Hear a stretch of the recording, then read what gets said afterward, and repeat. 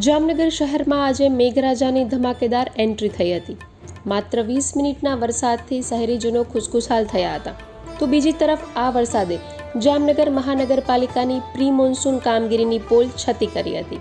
પ્રથમ વરસાદે શહેરના અનેક વિસ્તારોમાં પાણી ભરાયા હતા.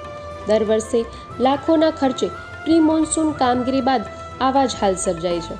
આ વર્ષે તો પ્રથમ વરસાદે જામનગર મહાનગરપાલિકાના પ્રવેશદ્વાર પાસે જ પાણી ભરાતા તંત્રની નબળી કામગીરી સામે પ્રશ્નો સર્જાયા છે.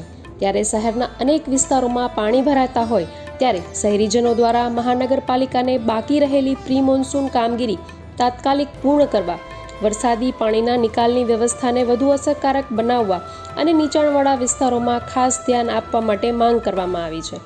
પ્રથમ વરસાદે જ ઊભા થયેલા પ્રશ્નોના જવાબ હવે મહાનગરપાલિકા આગામી દિવસોમાં કેવી કામગીરી કરે છે તેના પર નિર્ભર રહે છે.